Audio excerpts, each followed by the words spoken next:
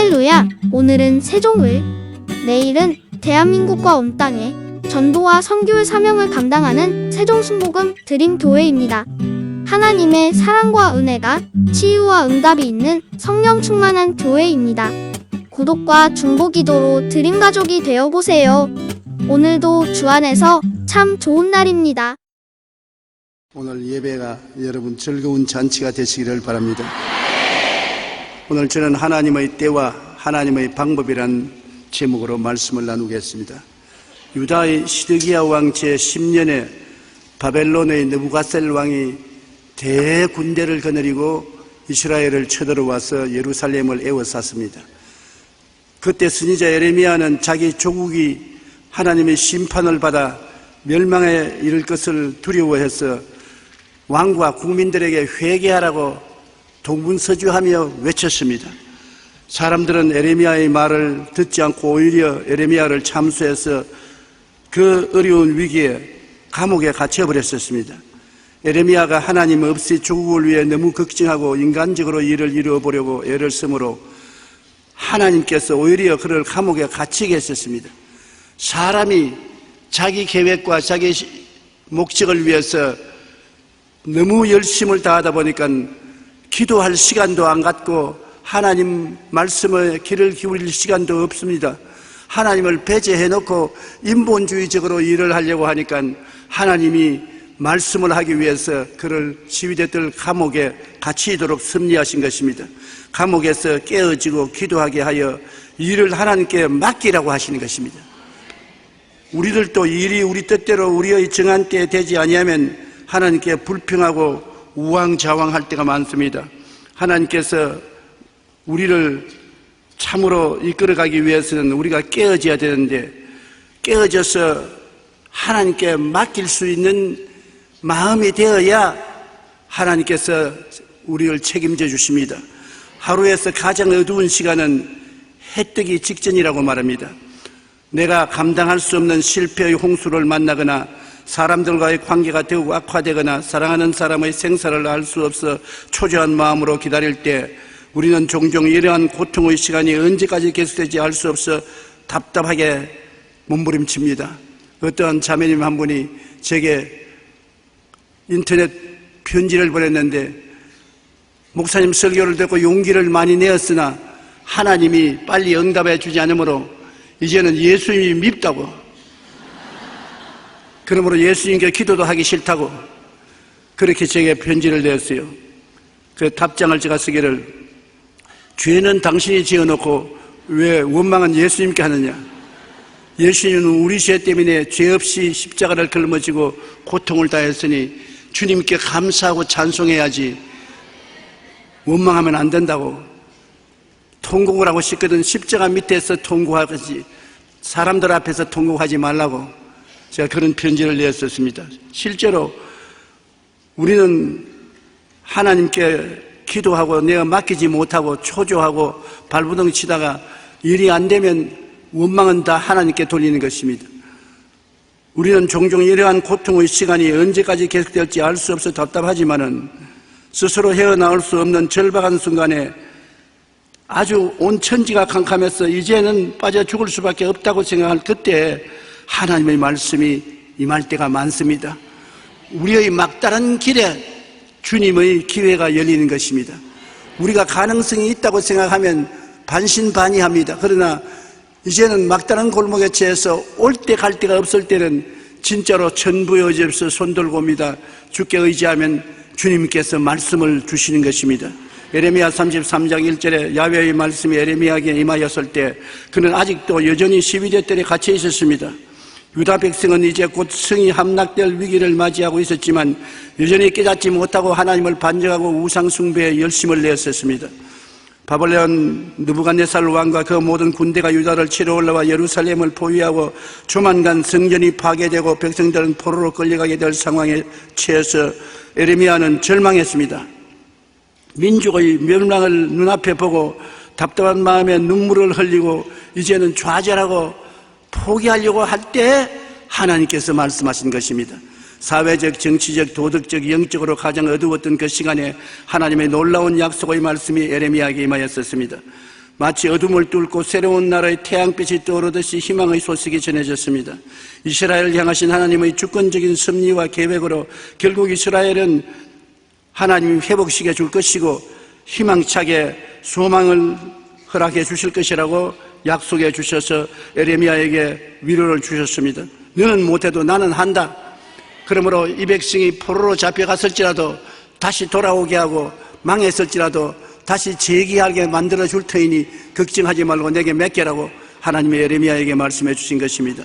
우리가 오늘 이 이야기를 통해서 배워야 될 것은 첫째로 일의 주권은 하나님께 있다는 것입니다.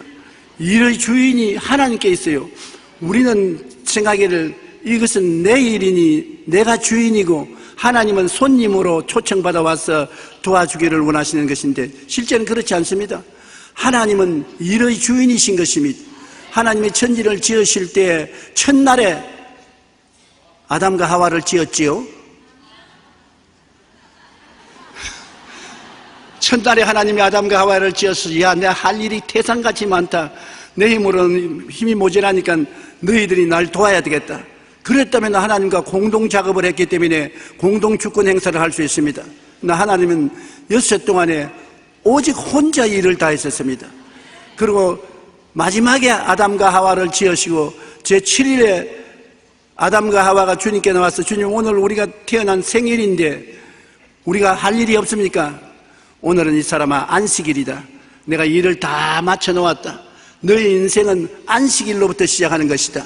하나님이 마쳐놓은 일을 누리면서 시작하는 것이지 쉬면서 인생을 살도록 지어놓았지 일하라고 지은 것은 아니다. 그렇게 말씀하신 것입니다. 그러므로 일의 주권은 하나님께 있습니다. 일을 행하시는 야훼, 그 일을 지어 성취하는 이는 야훼인 것입니다. 여러분 무엇을 먹을까, 무엇을 입을까, 무엇을 마실까, 어떻게 살까 하는 것도 주권은 하나님께 있는 것입니다. 우리가 찾고 있기 때문에 문제가 생기는 것이지 하나님은 주권을 돌려받기를 원하시고 계신 것입니다. 그러면 하나님이 직접 역사해 주시는 것입니다. 아담이 선악과를 따먹은 것 자체가 주권을 공동으로 소유하기를 원했던 것입니다. 하나님은 좋다 나쁘다 결정권은 하나님만 가지기를 원했었습니다. 하나님이 좋다면 아담도 좋습니다. 하나님이 나쁘다면 나쁜 것 맞습니다. 그렇게 믿고 순종하기를 원했지 하나님이 좋다 그러는데 안 좋아요. 하나님이 나쁘다 그런데 좋아요. 주권을 동등하게 가지고 하나님과 경쟁하기를 원치 않았었습니다. 그런데 아담과 하와는 마귀의 꾀임을 받아 하나님과 동등되기를 원했어서 선악과를 따먹고 하나님과 주권을 나누기를 원해서 하나님께로부터 버림을 받은 것입니다. 여러분 우주에는 주권자는 한 분밖에 없습니다. 천지를 지으신 하나님만이 주인이요 주권자인 것이요 우리는 하나님이 지으신 종인 것입니다. 하나님을 믿고 순종하기 위해서 지음을 받았지 하나님과 공동으로 이 세상을 운영하기 위해서 지음을 받은 것은 아닌 것입니다. 하나님이 사람을 사용하는 조건 중 제일 중요한 것이 주권을 포기하는 것입니다. 하나님에 대한 절대 순종과 믿음만 가지고 있지 자기 주권을 주장하는 것을 포기해야 되는 것입니다. 내가 나의 지혜와 총명과 모략과 재능과 지식으로 일을 해보겠습니다. 안 되면 하나님께 부탁을 하겠습니다. 그러므로 나에게 맡겨놓으십시오. 이렇게 되면 하나님은 일을 할 수가 없는 것입니다. 무조건 하고 하나님께 내어 맡겨버리는, 하나님께 내어 맡겼다가 안 되면 어떻게 하노? 안 되면 망하더라도 하나님께 맡기는 것입니다. 맡겨놓고 죽는 것이 내가 차지해서 사는 것보다 나은 것입니다. 왜냐하면 하나님 앞에는 죽더라도 하나님은 부활시켜 주기 때문인 것입니다. 하나님께서 모세를 부르실 때도 가장 중요한 것이 모세의 주권을 포기하기를 원한 것입니다. 행위의 자주권을 포기하기를 원하신 것입니다. 모세가 40년 동안 미디안 광야에서 목동으로 지냈었습니다. 나이 80이 되어 양떼를 거느리고 산비탈을 지나가는데 가시능쿨에 불이 확 붙었습니다. 사막에는 해위가 비치기 때문에 종종 가시능쿨에 불이 납니다. 근데 이번엔 가시능쿨에 불이 붙었는데 사라지지 않습니다. 타지 않습니다. 하도 이상해서 가보니까 하나님이 가시능쿨 가운데서 나타난 것입니다. 왜 구태여 나무보다 좋은 나무 많은데 가시능쿨에 나타나냐? 그건 의미가 많아요. 모세가 자기 인생이 가시능굴같이 버림받은 인생이라고 생각하는 것입니다. 그런데 가시능굴에 하나님이 불꽃같이 나타나는 것은 내가 버림받은 인생이라고 생각하지만 나는 너희 속에 나타날 수 있다는 것을 보여해 주기 위해서 나타난 것입니다. 모세야 모세야 부르기에 제가 여기 있나이다. 너가 쓴 곳은 거룩하니 너 발에 신발을 벗어라. 너가 쓴 곳은 거룩하다. 하나님이 계신 곳이므로 하나님 앞에 너의 주권을 벗어라. 신발을 벗지 않으면 하나님과 관계가 없습니다. 그러나 모세가 신발을 벗어서 하나님 앞에 내놓았었습니다. 내 주권을 포기합니다.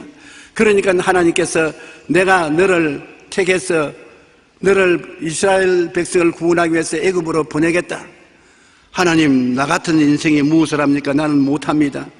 그러나 이제 주권을 하나님께 양도했으니까 하나님께서는 모세를 책임져 주겠다는 것입니다. 하나님께서는 내가 반드시 너와 함께 있으리라. 내가 그 백성을 애굽에서 인도하여 낸 후에 너희가 이 산에서 하나님을 섬기리니 이것이 내가 너를 보낸 증거라고 말한 것입니다. 모세는 자기가 아무것도 아닌 인생이라는 것을 깨닫고 가시 같은 인생이라는 걸 깨닫고 양도했습니다. 내가 누구에게 바로에게 가며 이스라엘 자손에게 애굽에서 인도하여 내리니까 그가 양보했으나 하나님은 내가 책임지마. 네가 내 앞에서 신발을 벗어서 내가 맡긴 이상 내 주권을 내게 맡긴 이상 내가 책임지마. 내가 너를 붙들어서 사용하마. 이것이 중요한 것입니다. 이스라엘 나라에서는 신을 벗어서 던지는 것은 내 권리를 양도한다는 것입니다. 내 권리를 당신에게 다 내맡깁니다.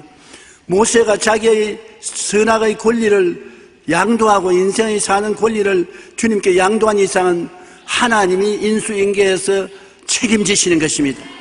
오늘날 또 하나님께서 여러분에게 나타나실 때 제일 먼저 요구하는 것이 무엇이겠습니까? 내 신발을 벗으라는 것입니다. 내 삶의 주권을 내게 내어 맡겨라. 수고하고 무거운 짐진 자들아 다 내게로 오라. 내게 너를 쉬게 하리라. 너 짐을 내게 맡겨라. 너의 삶을 내게 맡겨라. 그러면 내가 책임져 주마. 그런데 좀처럼 맡기지 않습니다. 쉽게 기도문에 들어가서 주여 내 일생을 다 맡깁니다. 고함을 쳐놓고 난 다음 나올 때는 다음에 또 와서 맡기겠으니 도로 주십시오. 다 주시면 주워 담아서 오기 때문에 그게 문제입니다. 완전히 맡기면 하나님이 책임져 주십니다. 혹시 책임 안 지면 어떨 것이냐? 망하여져요. 망해도 걱정할 거 없는 것은 하나님은 망한 자를 다시 일으켜 세울 수 있는 주권이 있기 때문에 일으켜 세워주시는 것입니다. 여기에서 아브라함은 특출합니다. 너 독자 외아들을 모리아산에 제물로 드리라고 말 때 그 아들을 데리고 가서 장작불 위에 얹고 각을 떼서 하나님께 제물로 드리려고 달라들었었습니다. 어떻게 그렇게 했냐? 죽여놓아도 도로 살릴 것을 믿었기 때문인 것입니다. 사람이 아니라 하나님께 바치는 것이므로 하나님은 무소불능하시므로 죽여놓아도 살릴 것을 믿고서 그 아들을 제물로 바치려고 한 것입니다. 그만큼 아브라함은 하나님을 믿고 순종하고 자기 일생을 내어 맡긴 자인 것입니다. 그렇기 때문에 아브라함은 하나님께서 내가 너를 책임지고 복주고 복주며 번창케 하고 번창케 하리라고 말씀하신 것입니다.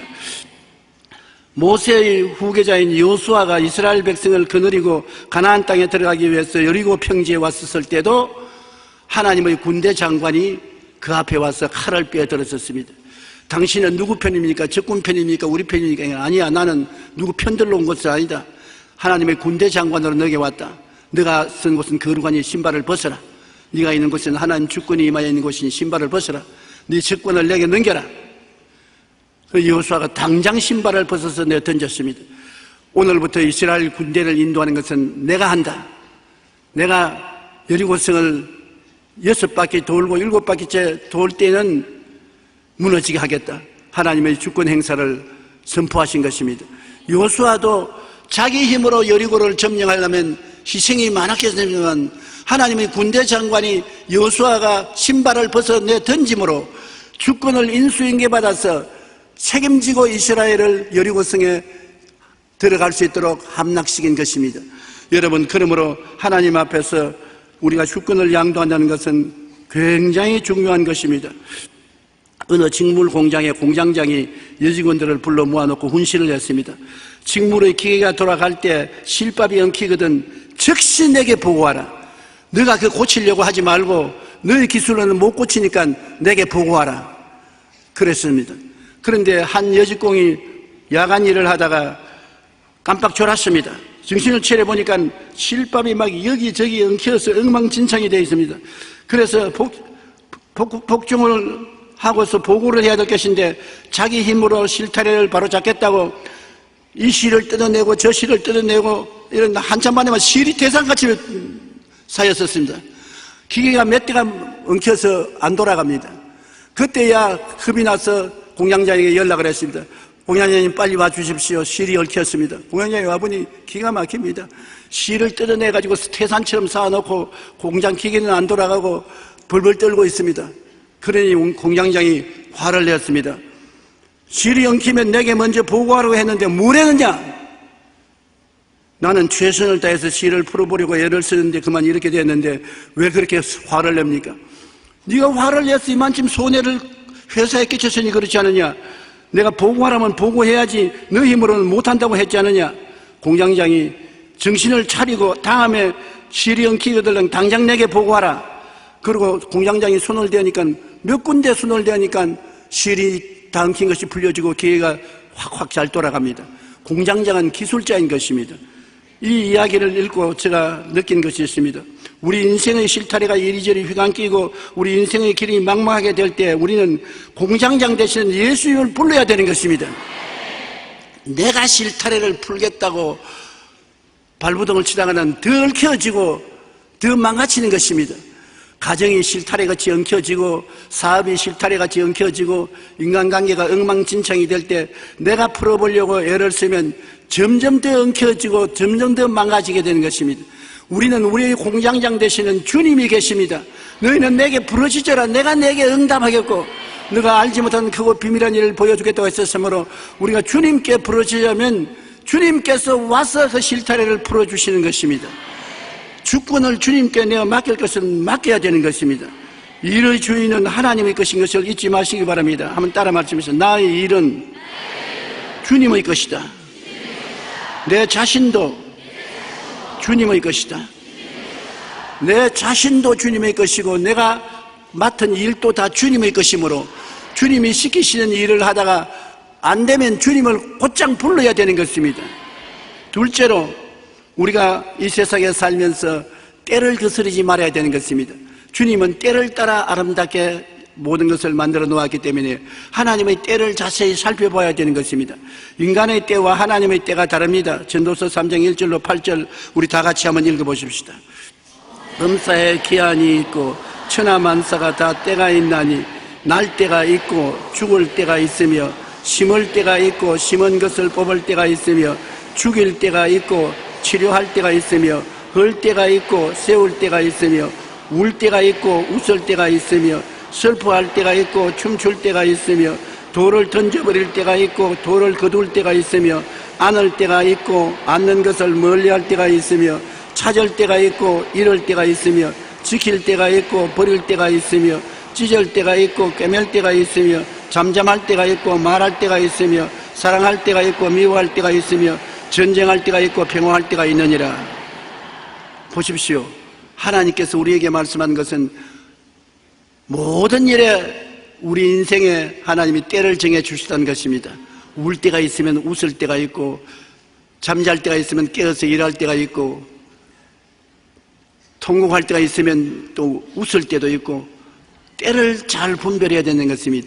우리가 때를 어떻게 분별합니까? 성령께 부탁을 해야 되는 것입니다. 하나님이 우리에게 정하신 때를 따라 지혜롭게 살 수 있도록 성령님이 도와주시옵소서. 전도서 3장 11절에 보면 하나님이 모든 것을 지으시되 때를 따라 아름답게 하셨고 또 사람들에게는 영혼을 사모하는 마음을 주셨느니라. 그러나 하나님이 하시는 일의 시종을 사람으로 청량할 수 없게 하셨도다. 그렇기 때문에 하나님의 때를 기다리고 간절히 알기를 소원하고 바라면 하나님의 때에 하나님께서 역사해 주신다는 것입니다.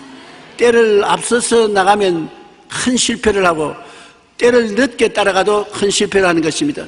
하나님의 정한 때를 알아서 그 때에 우리가 일을 해야 되는 것입니다. 그리고 하나님의 인도하심을 바라보고 하나님의 때에 하나님의 방법으로 일을 하시기 때문에 하나님의 방법을 믿고 순종해야 되는 것입니다. 우리가 우리의 방법으로 계획을 세워서 일을 했다가 낭비할 때가 많습니다. 나만 장군이란 아람 왕의 군대 장관으로 큰 용사나 문둥병 환자였었습니다. 그가 이스라엘의 여종을 잡아서 하녀로 삼았는데 그 여종이 우리나라의 엘리사 선지자 앞에 우리 주인이 어른이 있으면은 문둥병이 낫겠다고 말했었습니다. 그래서 왕의 허락을 받고 군대를 거느리고 이스라엘 왕에게 와서 문둥이를 고쳐달라고 하니 이스라엘 왕이 놀라서 옷을 찢고 분노했습니다. 그때 하나님의 사람 엘리사가 이스라엘 왕이 자기의 옷을 찢었다함을 듣고 왕에게 보내어 이르되 왕이 어찌하여 옷을 찢었나이까 그 사람을 내게로 오게 하소서. 그가 이스라엘 중 선지자가 있는 줄을 알게 하리이다. 나만이 이에 말들과 병거를 거느리고 위세 당당하게 엘리사의 집에 갔습니다. 대문에서 여봐라 그래 누구 있느냐.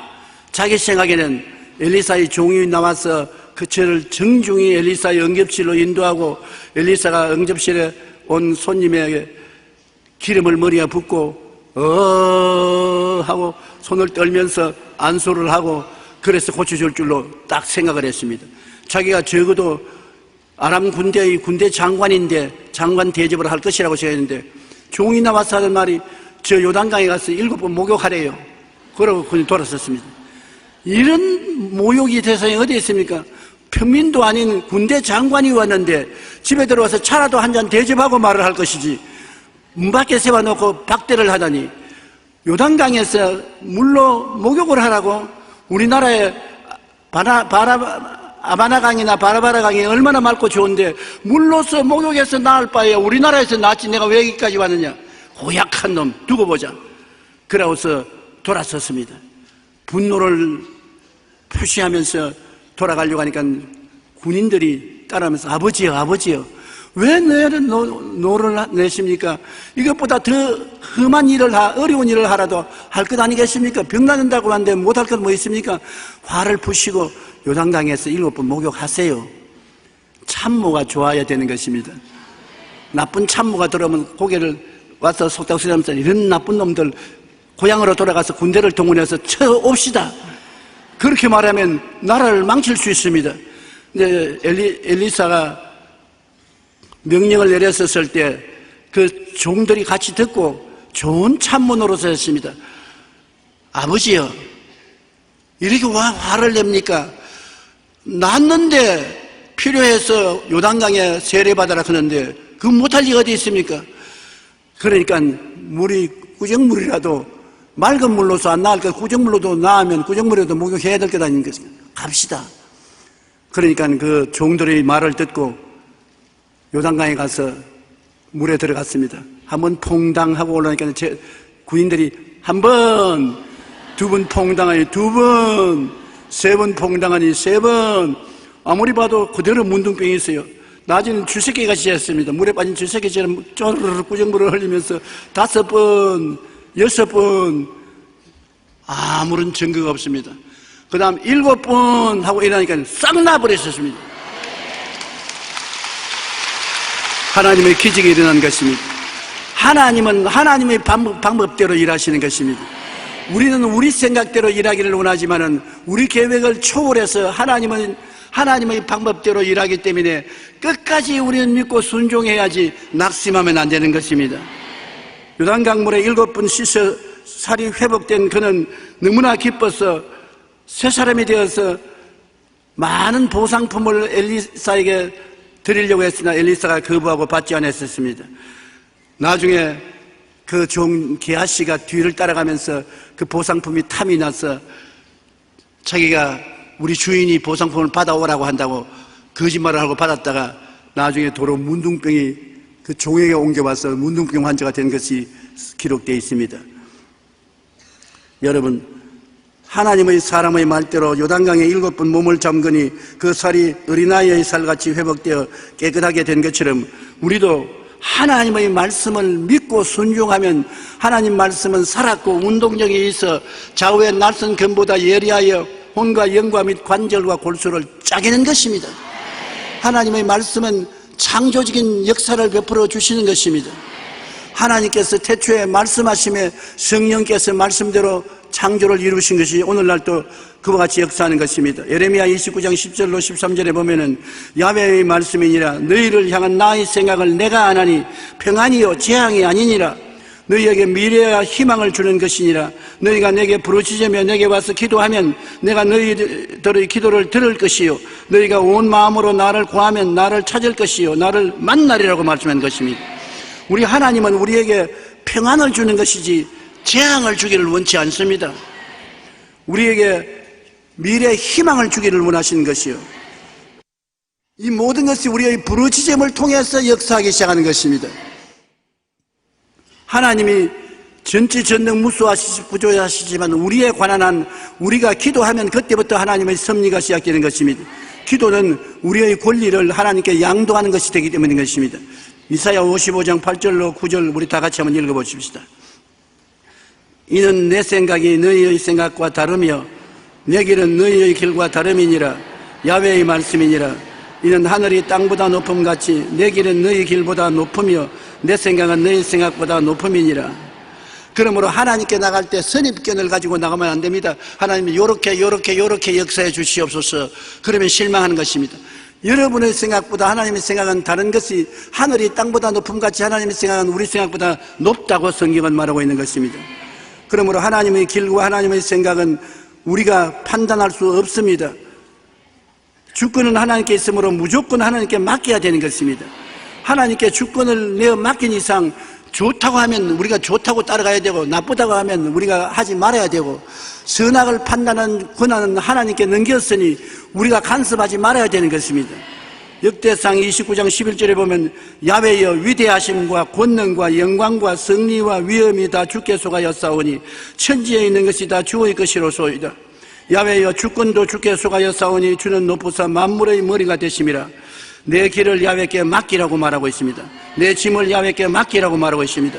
너희 행사를 야훼께 맡기라고 말하고 있는 것입니다. 너희 염려를 다 주께 맡기라. 이는 그가 너희를 돌보심이라. 여기에 하나님께서 주권을 양도받은 이상은 우리의 일을 다 맡겨야 되는 것입니다. 그리고 우리는 쉬어야 되는 것입니다. 하나님은 우리를 안식하기 위해서 만들었지 일하기 위해서 만들었지 않습니다. 늘 기억하실 것은 천지 지은 첫날에 우리를 짓지 아니하시고 마지막 날에 지었다는 것을 잊지 마시기 바랍니다. 마지막 날은 하나님의 쉬는 날인 것입니다. 여러분은 하나님이 휴식 속에서 태어나서 하나님이 다 지어놓은 것을 누리기 위해서 태어났지 여러분 자신을 위해서 만들려고 태어난 것은 아닌 것입니다. 이마에 땀을 흘려서 살기를 원하지 않습니다. 하나님이 다 만들어 놓은 것 누리라고 지어놓으신 것입니다. 여러분, 하나님은 여러분이 스스로 운전하기를 원치 않습니다. 하나님이 다 운전하고 옆자리에 앉아서 인생을 가기를 원하시는 것입니다. 운전대를 내게 맡겨라. 그리고 간섭하지 말라. 좌로 가든지 우로 가든지 네가 좌우 그런 소리 하지 말고 전적으로 하나님께 맡기고 믿고 순종하라고 말씀하시는 것입니다. 우리는 우리의 길을 야훼께 맡기십시다. 우리의 짐을 하나님께 맡기십시다. 행사를 야훼께 맡기십시다. 염려를 다 주께 맡겨 그가 우리를 돌보시게 기회를 하나님께 드려야 할 것입니다. 그러고 난 다음에 우리가 할 일은 기도와 간구로 감사함으로 알아야 되는 것입니다. 하나님께서 베풀어 주신 은혜가 얼마나 큽니까? 은혜 받은 것을 감사해야 되는 것입니다. 사람이 감사로 제사를 드니까 나를 영화롭게 한다고 한 것처럼 무엇을 해주었는데 감사는 말 안 하면 속으로 다시 해주는가 보았다. 그렇게 말하는 것입니다. 고맙다고 말하면 영화로움을 느낍니다. 또 해줘야지. 고맙다는 말이 큰 향기가 되어서 인생을 영화롭게 만들어주는 것입니다. 그러므로 하나님께 감사하면 하나님이 영화로움을 느끼시는 것입니다. 하나님이 기쁘요, 기분이 좋아요. 그러므로 더 해줘야 되겠다고 생각하는 것입니다. 감사하고 하나님께 찬미한 것 꼭 잊지 말아야 되는 것입니다. 뭐 하나님 우리에게 꼭 감사받아야 되느냐? 하나님 감사받음으로 하나님께 다른 이익이 있는 것이 아닙니다. 향기로움을 맡으시는 것입니다. 하나님이 우리의 감사를 통해서 향기로움을 맡고 기뻐지는 것입니다. 기분이 좋아지는 것입니다. 좋은 기분에 더 좋아지니까 여러분 하나님께 감사하시기 바랍니다. 구원하고 감사하고는 깊은 연관성이 있습니다. 구원의 성벽에 들어가는 문이 감사인 것입니다. 감사를 하면 하나님이 구원으로 이끌어주는 것입니다. 빌립보서 4장 6절로 7절에 아무것도 염려하지 말고 다만 모든 일에 기도와 간구로 너희 구할 것을 감사함으로 하나님께 아뢰라. 그리하면 모든 지각에 뛰어난 하나님의 평강이 그리스도 예수 안에서 너희 마음과 생각을 지키시리라. 모든 일에 기도와 간구로 너희 구할 것을 감사함으로 하나님께 아뢰라고 말한 것입니다. 하나님은 모든 것 다 책임져 주시는 것입니다. 너희 머리털 하나까지 세신 바 되었다고 말한 것입니다. 그러므로 여러분께서 아침에 세수하고 난 다음 빗질하다가 머리털 몇 개 빠지면 여러분도 헤아릴 수 없는데 하나님은 2개 빠졌다, 3개 빠졌다 헤아리고 계신다 그런 것입니다. 장난으로 그런 말 한 것이 아닙니다. 그만큼 관심을 가지고 계신 것입니다. 마태복음 6장 31절로 33절에 그러므로 염려하여 이르기를 무엇을 먹을까, 무엇을 마실까, 무엇을 입을까 하지 말라. 명령입니다. 이는 다 이방인들이 구하는 것이라. 너희 하늘 아버지께서의 모든 것이 너희에게 있어야 할 줄을 아시느니라. 그런즉 너희는 먼저 그의 나라와 그 의를 구하라. 그리하면 이 모든 것을 너희에게 더하시리라. 하나님의 나라는 아버지 하나님을 섬기는 것이고 그 의는 예수가 그 의인 것입니다. 예수를 믿고 아버지를 섬기면 하나님이 책임져 주겠다는 것입니다. 명령입니다. 염려하지 말라. 왜 내게 몇 개 놓고 난다면 왜 염려하냐? 그건 나에게 는 불신앙 아니냐? 몇 개 나왔으면 안심하라.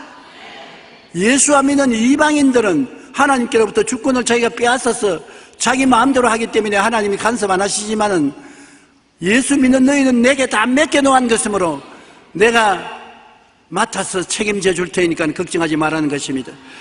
우리는 이 말을 그냥 귓등으로 듣지 말고 철저히 우리 생활 속에 시행해야 되겠습니다. 사람들이 내게 와서 이런 질문을 합니다. 하나님 아버지께서 왜 원수 갚는 것이 내게 있으니 내가 갚으라 해서 하나님께 맡기는데 원수를 안 갚아줍니까? 아무리 기다려도 원수를 안 갚아주면서 원수 갚는 것이 내게 있으니 내가 갚으라. 그래서 방법은 하나님이 하시는 것이고 원수 갚는 방법까지 당신이 생각한 대로 해달라고 하면 안 됩니다. 맡겨버리십시오.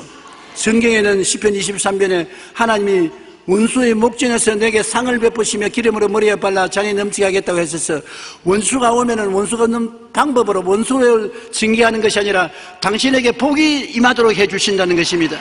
그것도 원수가 없는 방법입니다. 원수는 당신이 망하기를 원하나 원수가 오면 원수가 오는 대로 당신에게 진수성찬 차려주시고 성령으로 기름을 발라서 일이 다 형통하여 만사가 잘되게 만들어 주신다는 것입니다. 원수 갚는 것이 두 가지 방법인데 하나는 원수를 치는 것이 있고 하나는 원수를 들 앞에서 여러분 잘되게 해주시는 것입니다. 오히려 하나님이 원수 앞에서 여러분 잘되게 해주시는 것이 더 좋은 방법인 것을 알아야 될 것입니다. 하나님께서 알아서 할 테니까 염려하여 이르기를 무엇을 먹을까, 무엇을 마실까, 무엇을 입을까 말라. 이렇게 염려하지 마십시오. 경제 불황이 다가오니까 이런 경제 불황에 어떻게 먹고 살 것이냐, 하나님께 맡겼으니 기도하면 하나님의 때에 하나님의 방법으로 이끌어 주십니다. 절대로 하나님은 죽은 자의 하나님이 아니라 아브라함의 하나님, 이삭의 하나님, 야곱의 하나님은 죽은 자의 하나님이 아니라 산 자의 하나님이라고 말씀한 것입니다. 따라 말씀해서 하나님은 나의 하나님이시다. 지금 살아계신다. 그러므로 하나님을 의지하고 만사를 그에게 맡길 수가 있다는 것을 잊지 마시기 바랍니다. 그리고 우리는 기다릴 줄 알아야 되는 것입니다. 성이 급하면 안 돼요. 의학 박사가 하는 강연을 들어보니까 성급하면 빨리 죽는데요. 짐승들을 보면 사자나 그렇지 않으면 늑대나 빨리 뛰어서 엔돌핀 소모를 많이 하고 유산소 운동을 많이 하는 짐승들은 오래 못 살고 다 죽는다는 것입니다. 그러나 오래 사는 것은 자라. 그 다음 오스트라리아의 코알라, 나무에 올라가는데 이래 올라갑니다. 그래서 의사 선생님이 암으로 죽어가는 사람이 하도 성격이 급해서 암으로 죽어가면서도 모든 일에 간섭을 다 하고 발부둥을 치기 때문에 이를 살리기 위해서 오스트라리아에 보내서 코알라 농장에 입원을 시켰답니다. 아침부터 일어나 보니 코알라 한 발자국 뛰고 1시간이나 걸려야 2발자국 뛰고 그 코알라를 보고서 자기도 따라서 그러다가 마음에 평안을 얻고 암을 정복하고 나아서 왔다는 이야기를 했었습니다. 하나님은 여러분, 하나님은 앞서 뛰기를 원치 않습니다. 하나님보다 빨리 경주하면 하나님이 따라오지 못합니다. 하나님은 절대로 급하지 않습니다.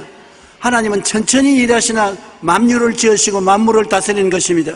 그러므로 믿고 기다릴 줄 알아야 되는 것입니다. 믿었으면 기다려야 돼요. 한 달도, 두 달도, 1년도, 2년도 기다려야 돼요. 아브라함이 75세 아들 달라고 기도하고 난 다음 응답받고도 85세 10년을 기다려도 아들을 못 받았었습니다. 나중에는 100살까지 기다렸었습니다. 기다리니까 하나님의 아들을 주신 것입니다. 히브리서 11장 6절에 믿음이 없이는 하나님을 기쁘시게 하지 못하나니 하나님께 나아가는 자는 반드시 그가 계신 것과 또한 그가 자기를 찾는 자들에게 상준이심을 믿어야 할지니라. 반드시 계시고 반드시 상을 주실 터이니까 마음의 인내력을 가지고 기다리라는 것입니다. 여기에 하나님 말씀을 잊지 마십시오. 그가 반드시 계시고 반드시 응답해 주시는 하나님이라고 말하고 있는 것입니다. 에레미야 애가 3장 24절로 26절에 내 심령에 이르기를 야훼는 나의 기업이시니 그러므로 내가 그를 바라리라 하도다. 기다리는 자에게 구하는 영혼들에게 야훼는 선하시도다. 사람이 야훼의 구원을 바라고 잠잠히 기다림이 좋도다.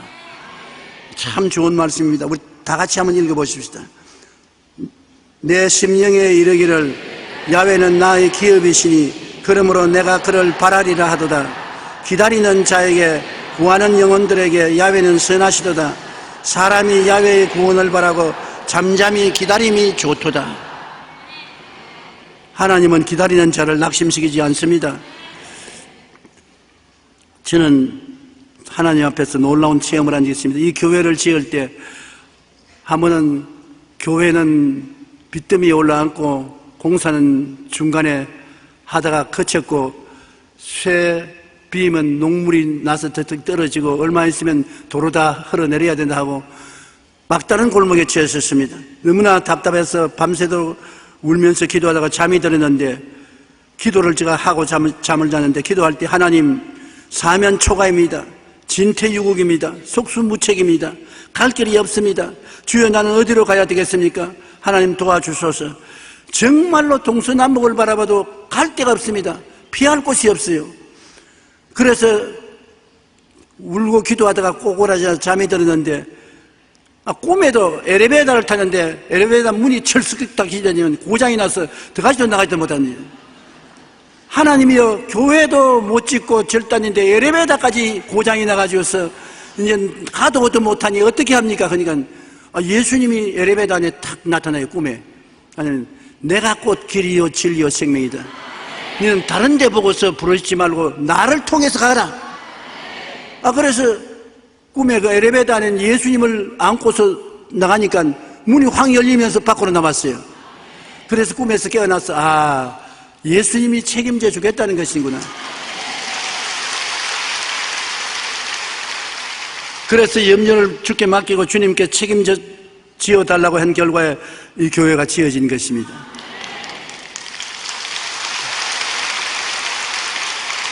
우리가 아무리 답답한 일을 당해도 예수님을 붙잡으면 길이 열리는 것입니다. 아무리 망할 때라도 예수님을 통하면 흥할 길이 생겨나는 것입니다. 이것은 이론적으로 제가 말한 것이 아니라 50년 목회를 하면서 산전수전 다 겪으면서 체험한 것인데 주님을 의지하고 주님이 낙심시키고 실패시킨 일이 한 번도 없었습니다. 우리에게는 보잘것없는 것이지만 주님을 내어 맡기면 주님이 기적을 베풀어 주시는 것입니다. 1946년 테레사 수녀는 기자회견을 통해 인도 칼카타에 큰 고아원을 세워갔다고 말했었습니다. 그러니까 기자들이 돈이 굉장히 많은가 봐요. 어떻게 그런 큰 고아원을 세웁니까? 테레사 수녀가 돈 3실링, 우리 돈으로 말하면 한 300원을 내놓고 이것이 내가 가진 돈 전부라. 그러니까 기자들이 앙천대소를 하고 웃었습니다. 농담하는 줄 알고. 그러나 농담이 아닙니다. 그것밖에 없는데 그러나 예수님이 오시면 주께 맡기면 어떤 기적도 행한다는 것을 테레사 수녀는 알았기 때문에 3실링으로 예수님께 기도했었습니다. 하나님 이를 통해서 수많은 고아들을 돌볼 수 있는 고아원을 짓게 하여 주옵소서. 그렇게 기도한 결과에 3실링으로 사랑의 선교회를 시작했는데 이것이 놀라운 결과를 얻고 전 세계 호응을 받아서 그 삼실링을 가지고서 130여국에 600여 곳에 고아원을 세웠은 것입니다. 돈 300원 정도를 가지고서 600개의 고아를 세워서 180개 국가에서 고아들을 돌볼 수가 있는 기적이 일어난 것입니다. 왜 제가 이 말을 하냐면, 없는 것에 있게 하시고 불가능을 가능케 하시는 예수님이시요, 그는 어제나 오늘이나 영원토록 동일하신 것입니다. 변하지 않았었습니다. 그러므로 너희는 내게 부르짖어라, 내가 내게 응답하겠다는 주의 말씀은 오늘날도 효과가 있습니다. 우리는 어려울 때 사람에게 의지하지 말고 주님께 의지하는 것이 좋습니다. 어려운 문제에 봉착했을 때와 간절한 소원이 늦게 응답됨으로 기다리기가 힘들어 낙심할 때가 많습니다. 그러나 시간이 지나고 보면 모든 것이 하나님의 절묘하신 지혜로서 이루신 것을 알 수 있습니다. 항상 기도하고 낙심치 말고 기다리십시다. 오늘 또 부르짖고 내일 또 부르짖고 오늘 또 맡기고 내일 또 맡기고, 그 중에 가장 중요한 것은 내 신발을 벗어버리는 것입니다. 내 인생의 주권을 벗어서 주님께 맡겨버렸습니다. 살든지 죽든지 흥하든지 망하든지 성하든지 쇠하든지 주님이 맡아 주장하여 주시옵소서. 나는 죽어도 좋고 살아도 좋습니다. 주님께서 맡아 주장하여 주시옵소서. 그러면 주님께서 책임져 주시는 것입니다. 내가 살겠다고 막 발부둥을 치고 몸부림을 치고 주님께 원망하고 불평하고 탄식하면 주님께서 끝까지 발부둥을 쳐라, 내가 기진맥진할 때까지 기다리마. 에레미야가 바로 그것이었습니다. 주님께 맡겼으면 주님께서 능력으로 왕과 백성들을 회개시키고 변화시킬 수 있는 길을 보여주실 것인데, 에레미야가 애국적인 심정으로 너무 마음이 괴롭기 때문에 기도도 하지 아니하고 주님을 찾지 아니하고 인간적인 힘에 의지해서 발부둥 치고 몸부림치고 애를 쓰기 때문에 주님께서 답답하셨습니다. 네가 너무 네가 힘으로 하려고 하기 때문에 내가 들어갈 곳이 없다. 어디 감옥에 들어가라. 하나님이 섭리하사 시위대들 감옥에 들어가서 옴짝달싹을 못하게 했었습니다. 할 일이 없이 감옥에 있으니까 비로소 깨어지고 회개하고 부르짖고 주님께 내어 맡기고, 그러니까 주님께서 그때야 에레미야에게 말했습니다. 일을 행하는 이는 야훼시다. 그 일을 지어 성취하는 이는 야훼시다. 네가 아니고 야훼가 한다. 네가 할 일은 뭐냐? 내게 부르짖어라. 내가 내게 응답하겠고 크고 비밀한 일을 내게 보여주리라. 크고 비밀한 일은 내가 하는 것이니까 내가 너에게 보여주겠다. 우리 일도 한 가지인 것입니다. 우리가 발부둥을 치고 몸부림을 치면 주님이 들어와서 일할 데가 없습니다. 밀쳐나가서 설 곳이 없습니다. 우리가 깨어지고 회개하고 잠잠히 주님께 부르짖고 살든지 죽든지 흥하든지 망하든지 성하든지 쇠하든지 주여 책임져 주시옵소서. 주님께 맡기고 주를 앙망하면 주님께서 그래, 이 일은 내가 한다. 너 일은 내가 지어서 성취할 것이다. 그럼 나는 뭐 할까요? 너는 내게 부르짖어라. 그러면 내가 내게 응답하겠고 크고 비밀한 일을 내게 보여주리라. 하나님께서 우리를 위해서 예비한 모든 것을 눈으로 보지 못하고 귀로 듣지 못하고 마음으로도 깨닫지 못했던 것 같으니라. 그러나 성령이 이것을 우리에게 보여주셨으니 성령은 하나님의 깊은 것이라도 통달하시느니라.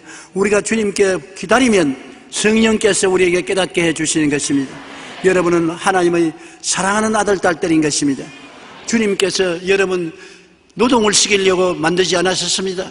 노동은 주님이 하시고 여러분에는 안식을 주시려고 지으신 것입니다.